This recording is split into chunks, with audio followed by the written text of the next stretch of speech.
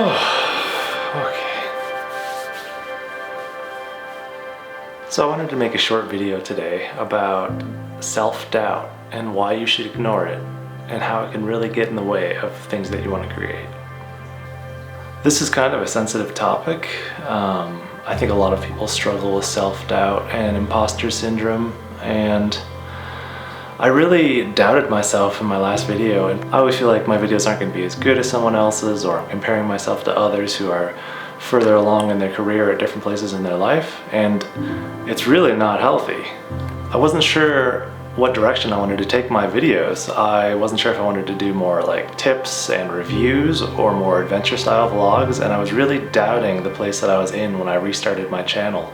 I've been on and off recording videos for the last couple of years now, and I've always struggled with whether I should upload a video and editing a video after I make it because I feel like it wasn't as good as I wanted it to be. But I think that that fear is unwarranted.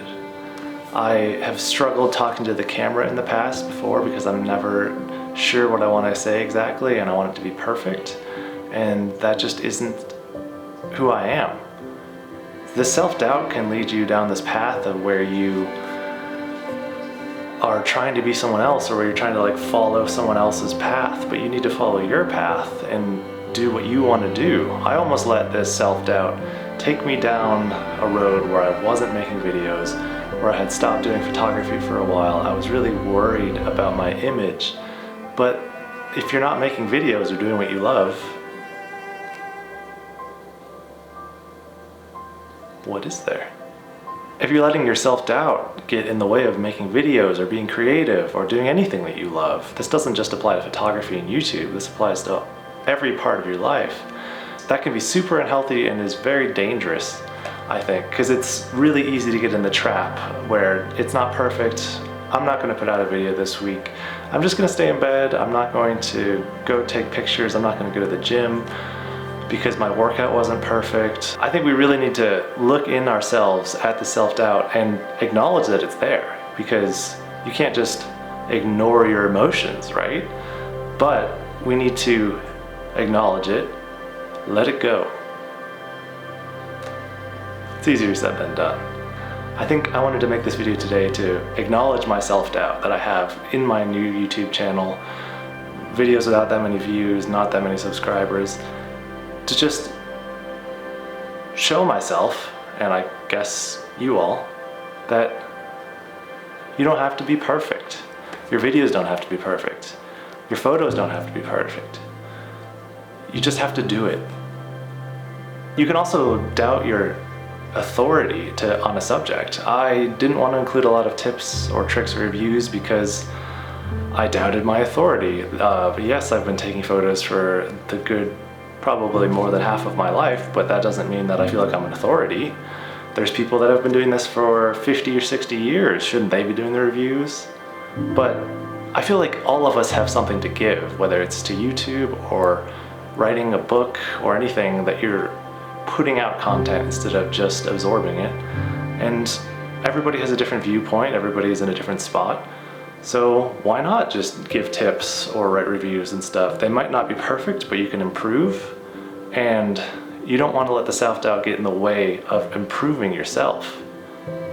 I've really wanted to make a lot of videos on the history of photography and its content, but I was afraid that because I'm not an art historian or because I didn't go to school for it, that I wouldn't add anything to the discussion, but I'd still like to try it and see what happens, and I'm just trying to let this doubt go. The self-doubt of this authority left me in a weird spot in my last video. Should I talk about settings, like how I'm taking these photos, what I'm thinking with composition? I watch a lot of really good landscape photographer YouTubers, and oh, they have such good content. I love the way that they include settings and stuff, but I felt like in my last video my images weren't that good, and they just weren't, it wasn't my best day. So should I really include the video, or should I really include information about the photos, or should I just take the photos and put them on screen and not put anything with them? This confusion in my mind really made me petrified to talk to the camera, and I was really struggling with how to put things in this video, and should I just make it silent, and should I not include me talking? And it just makes a worse product, I think, in the end.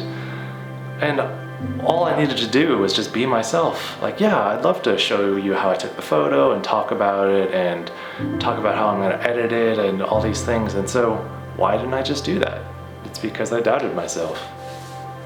Instead of being myself, I was afraid to be anything.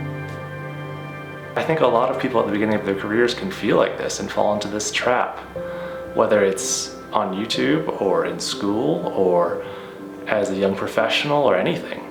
It's good to have humility and some fears about things in life, and it's okay to be afraid, but you shouldn't let it stop you from being yourself and doing what you love. It sounds kind of funny hearing myself say all this stuff, but it's true, and it's nice to get it out there, and I hope this video can help you feel that, and maybe you'll try to reject some of the self-doubt and fear, and hopefully it'll help you on your path to whatever you want to do. So the lesson that I've learned, get out there and make something. Do what makes you happy and be yourself, and try to not let these doubts and fears get in the way of what you want to do. I can't wait to see what you create. See you next time.